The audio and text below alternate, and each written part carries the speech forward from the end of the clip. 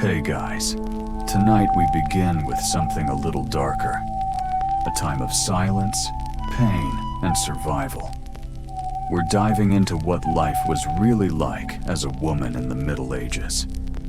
Forget the romantic tales of knights and castles. This is a story of quiet strength and what it means to live unseen. Before you get comfortable, take a moment to like the video and subscribe. But only if you genuinely enjoy what I do here. And let me know in the comments, where are you tuning in from? And what time is it for you right now? It's always fascinating to see who's joining us from around the world. Now, dim the lights. Maybe turn on a fan for that soft background hum. And let's ease into tonight's journey together. The room is dark. Not by choice. There is no window. You are born into straw and blood, and a mother who cannot scream. The midwife wipes your face, listens for your cry, does not smile. You are a girl, and that matters. More than anything, she sighs. Not because you are weak, but because you are unwanted. The priest isn't called. Not yet. Not for you. Your father hears. He does not come in, only asks one thing. Alive? The answer is yes, but barely. Your mother is still bleeding. She does not look at you. She looks away. The fire is low. The straw is cold. Your first breath tastes of ash. You are wrapped in rough cloth, old wool, smelling of mold and animal skin. No one sings. No one blesses. No one speaks your name. The midwife leaves. She has other births to tend. She will forget you by morning. Your mother falls asleep, or faints, or fades. You lie beside her, but not with her. Not yet. She will live, for now. But you will be watched to work, to bleed, to obey. You do not cry, not because you are brave, but because it is too cold. And that is your beginning. Small. Software already spoken for. You are 4 years old. Your mother tells you, don't speak unless spoken to. The words are not cruel. They are habit. They are survival. Your father works in the field. You rarely see him. He rarely looks at you. When he enters the room, your mother stands. You do too. You learn quickly. No eye contact. Hands folded. Feet together. You are not a child. You are a daughter. Which is different. You sweep ashes from the fire pit. Your hands are small, but not too small to work. You carry water from the stream. It spills. You cry. Your mother wipes your tears, but tells you not to let him see. You practice walking without sound, stepping on the wood between creaks, holding your breath when passing doors. When guests visit, you stand in the corner, eyes lowered, back straight. You are praised for being invisible, for being quiet. Sometimes the boys run outside. They chase chickens. They throw stones. You want to laugh. You don't. You hold it in until your chest burns. One day you speak out of turn. Just once. You ask a question. Your mother flinches. Your father's hand answers. You do not ask again. You learn to whisper, to gesture, to blink instead of speak. In church you are told, silence is obedience. And you believe it. You practice your letters in secret, scratching letters in dirt with a stick behind the barn. You hide it, because girls do not need to write. They only need to kneel. At night, your mother hums, very softly, only when she thinks you are asleep. You listen. You memorize the tune, but never ask her about it. You are 7. And already trained to take up less space. You dream of shouting, of running, of being someone loud. But dreams are not prayers, and no one listens to girls' dreams. So you keep your hands folded, your eyes low, and your voice tucked behind your teeth. You are 10, and already taller than your mother. You can carry more wood, fetch more water, keep more thoughts to yourself. You do not know the word betrothed, but you hear it in whispers, in glances, in price. Your father speaks low to a man with gray in his beard. They do not ask you to join them. The man looks at you, not kindly, just calculating. You are told to wear your better dress, the one without the tear at the shoulder. You try to smile. You stand still as they talk. They discuss goats and pigs, and you do not speak, because you know you are not meant to speak. Later that night, your mother braids your hair, tighter than usual. She does not explain, but her hands are shaking, and she won't meet your eyes. You sleep poorly. You dream of being carried, but not flying. The next week, you are promised. The word tastes like iron. The man brings you a ribbon. Blue. You do not take it. Your mother nods, so you do. You tie it in your hair. It feels like a mark. The village smiles. You are fortunate. You will be taken care of. You do not feel taken care of. You feel taken. He visits on Sundays, brings hard candy, and watches you eat it. You chew slow. Your teeth ache. You say thank you. One day, he touches your shoulder, just lightly, and you freeze. Your mother sees, but says nothing. So you say nothing too. You begin counting the days, until you are old enough to be given. Old enough, they say. Not ready, just old enough. And when that day comes, you do not cry, because tears are for children. The morning is quiet, more than usual. Even the chickens don't stir. Your dress is laid out. It used to be your mother's. She altered it to fit you. You are 14, or 15. They stopped counting after 10. Your hands tremble as you dress. You lace the back yourself. Your mother does not enter. Outside, people gather. Not many, just enough to witness. You step out into the sunlight. It feels too bright, like the day is lying. He stands by the priest. His boots are polished. Yours are not. You walk to him, not because you want to, because you must. The priest speaks. You don't hear the words, just the wind. Your name is said. His name is said. Your name changes. You are kissed, not on the lips, just the cheek. You flinch anyway. He holds your arm, guides you, like property moved from one owner to another.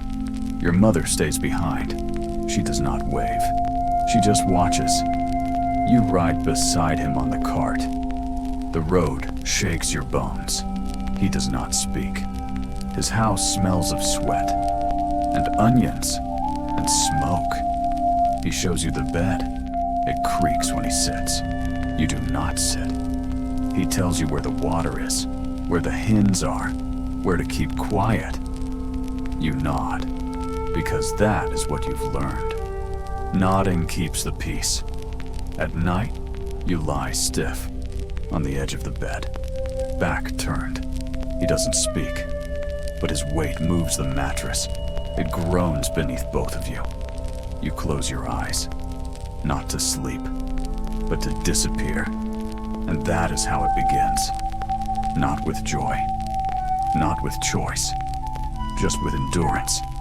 You wake before the sun, because he says to, because the rooster waits for no one. You stoke the fire, gather eggs, boil oats, feed him first. You do not sit until he leaves. Even then, You don't relax. Just pause. Your belly aches, a hunger that never goes away. You eat quietly. At night, he returns. His boots thud against the floor. You know what comes next. He does not ask. He does not wait. He does not wonder if you want to. You lie still. Because resisting only makes it louder, makes it longer. You stare at the ceiling, at a crack in the wood. You name it. You follow it like a road. You stop breathing through your nose. Because you don't want to smell him. You don't want to be there. But you are. You always are. And the bed always creaks. When he finishes, he rolls away, or snores, or scratches his beard. You go to the bucket. Wash with cold water. Don't look at your own skin. The bruises are small. Mostly. But your breath still shortens when he moves too fast. Some nights he doesn't come, and you feel relief and guilt for feeling relief. Your stomach swells, not with food, but with silence. You think it might be a child. You don't know if that's good or bad. You don't ask. Your body changes. But no one asks if it hurts. No one tells you what to expect. He pats your belly one night, says, "Good girl," then drinks more ale. You do not feel like a girl. You do not feel like a woman. You feel like wood. Something used, then left to dry. You start humming, softly, like your mother did. Not to sing, but to stay inside yourself, to hide in sound. You hum while washing dishes, while folding rags, while lying still. And the hum is yours, your voice, the only thing left. It begins in the dark, like most things. With pain, sharp, wet, low. You are on the floor, because the bed is too soft, too high, too far.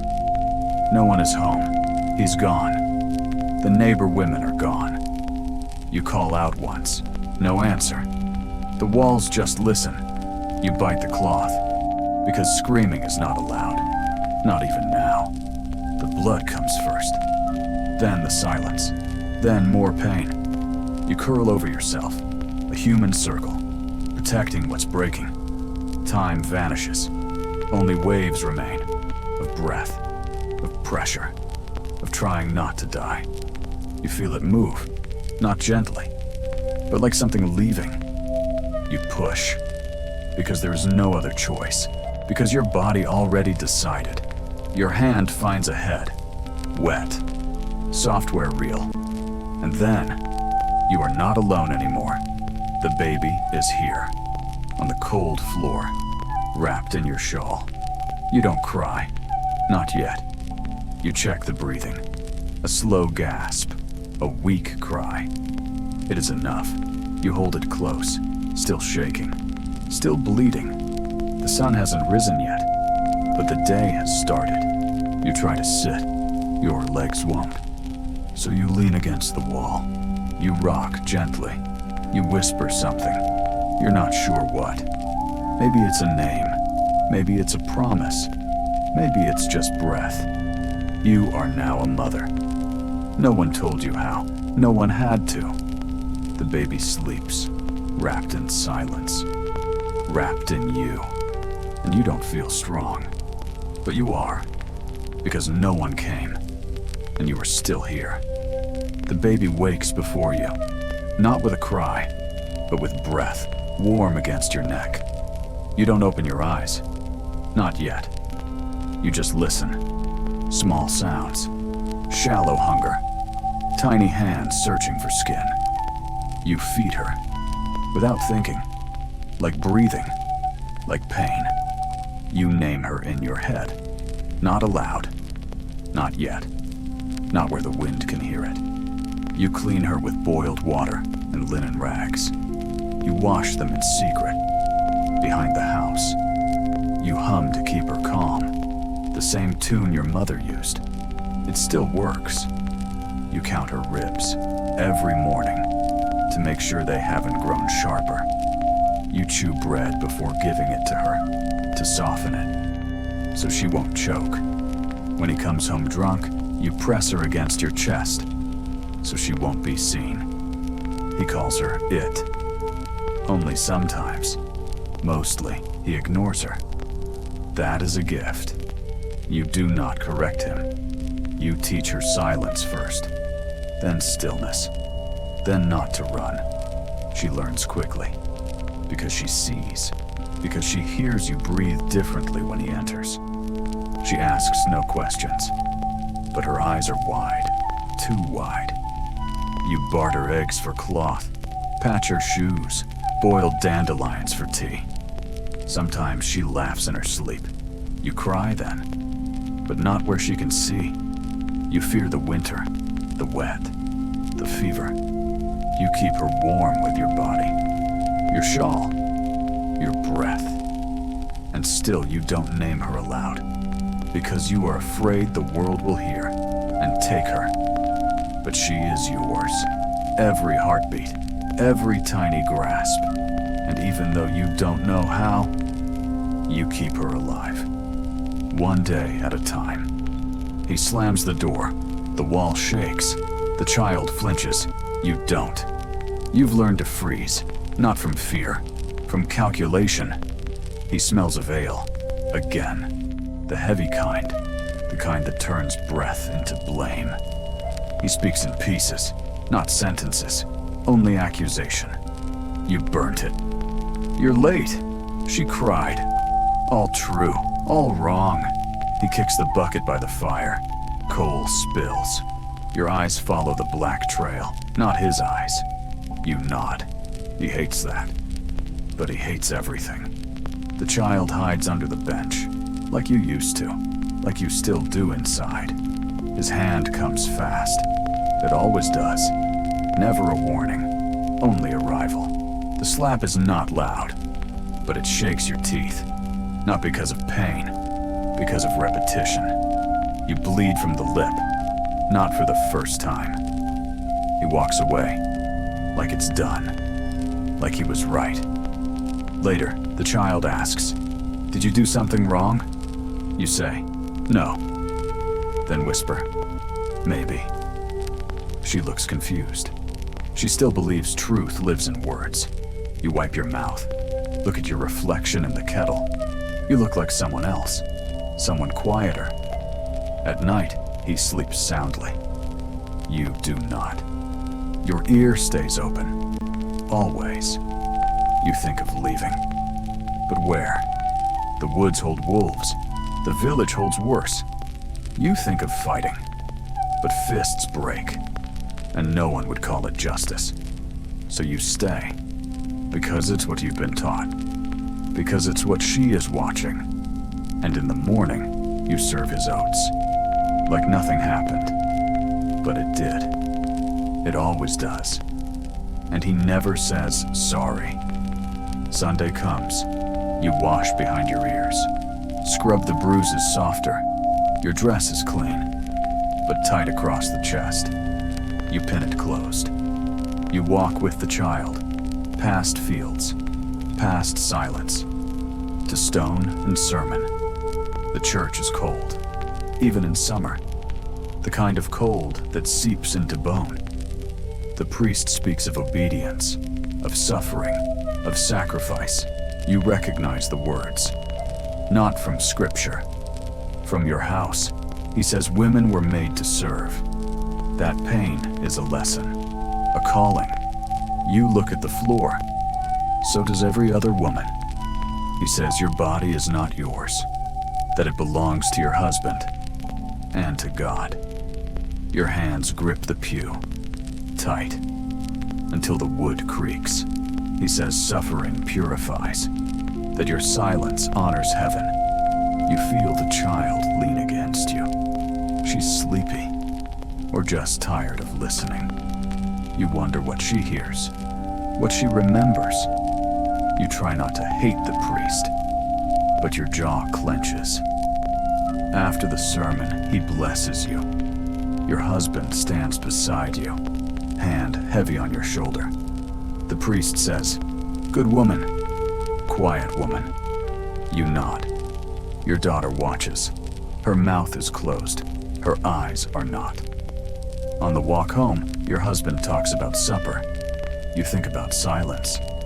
That night, you pray. Not for salvation, not for strength.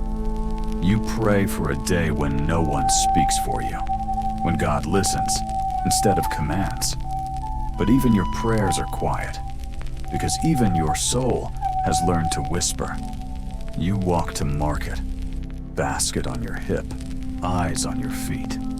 The cobblestones are uneven, but the glances are sharper. Women gather near the well. They don't stop talking, but their voices shift when you pass. You nod, a small, polite nothing.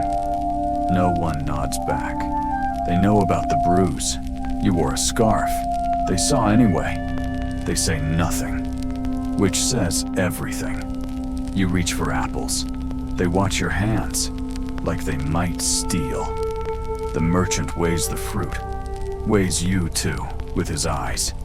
You pay in eggs. They roll in his palm. He counts slow, too slow. Behind you, someone laughs. You don't turn. You've learned not to. You walk home the long way. Fewer eyes, more trees. You pass the miller's wife.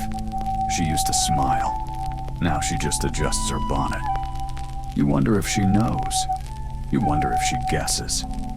You wonder if she cares. At home, you tell no one, not even the child, though she already knows.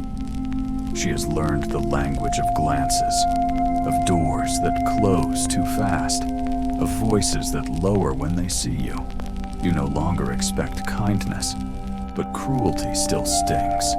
You dream of leaving, not far, just far enough to breathe. But dreams cost more than apples, and your eggs are already spent. So you stay, and keep your eyes low, and carry the basket, because even silence can be weighed, and you are always being measured. He comes home with bread, dry, broken at the edges. He drops it on the table, says, "Be grateful." You nod. The child eats first. You say thank you. He says, "You're lucky." You clean his boots, mud crusted thick. He says, "Other men hit harder." You stitch his shirt, thread too thin. He says, "At least you've got use." You light the fire, rub sore knees. He says, "Most women have less." At church, the priest preaches plenty, cites the book, smiles while saying, "Be content." The other women murmur, cross themselves. You stay still. Your mother visits once. She says, "It's not so bad." Then changes the subject. Your neighbor leaves stew at the door. No knock, no spoon. You eat it warm. You say nothing, but your stomach softens. He sees the bowl. He frowns. He says, "You must be good to be fed." You say nothing, because he's already decided you should be thankful for the walls, the roof, the half day without yelling. You whisper thanks to no one, because saying it too loud might make it untrue. You are not ungrateful, but you are tired, and that's not the same thing. You give thanks with each chore, each silent meal, each night survived. And still, they ask, "Why do you look so sad?" As if gratitude should make you glow. You burn the porridge. He doesn't yell, he sighs. The sigh hurts more, because it says, "You failed again." You trip on the rug, spill water, apologize before he speaks. He nods like he expected it, because of course you're clumsy. Of course. The child coughs all night. You blame the blanket, then yourself. You should have boiled more tea, closed the window tighter, prayed harder. He loses money at the tavern, comes home angry. You tell yourself not to provoke him. Even silence, you believe, can be too loud. He kicks the bucket by the door. You flinch, then wonder, did I leave it too close? Your shoulder bruises again. You use cold cloth. Tell yourself it's better than last time. The priest says, patience is a virtue. You take it as punishment. The mirror cracks, not from force, from time. You look into it anyway and whisper, it's my fault. Not out loud, not at first, but eventually you believe it. You believe your voice provokes, your tiredness offends, your presence disrupts. You even believe you chose this, that you're not strong enough to leave, that you never were, that women like you don't deserve better. So you wipe your face, fix your scarf, and smile at the neighbor. Because if you smile first, maybe they won't see the crack. Maybe they'll think you're fine. The morning comes again, like it always does. Slow, gray, quiet. You rise, not because you want to, because you must. You stoke the fire, boil water, kiss the child's forehead. The child is taller now, and quieter. She hums when she washes. You hear your mother in that sound. You hear yourself. Before silence became armor, he comes and goes, like weather, like a weight. Sometimes he says nothing at all, and those are the safest days. Your hands are calloused, your back aches, but they still move, still work. You tend the garden, grow roots and soil, because no one else can. The sky shifts, seasons pass. You keep breathing, and that's something. That's everything. You tell the child stories. Nothing grand, just enough to make her eyes stay open. Sometimes she smiles. Sometimes she asks why. You say, because we can. And she nods. Your hands are not soft, but they hold. Still, your voice is not strong, but it speaks. Sometimes. And your heart, your quiet, bruised, stubborn heart, still beats. You are still here. Not because you were saved, because you stayed. And that is enough. If you made it this far, thank you. I hope tonight's journey helped you drift off, or at least gave you something to think about. If you made it this far, thank you. I hope tonight's journey helped you drift off, or at least gave you something to think about. If you enjoyed this, consider subscribing, so we can explore more forgotten corners of the past together. And let me know in the comments. What time is it where you are right now? It's always fascinating to see where you're listening from. Until next time, sleep well and dream boldly.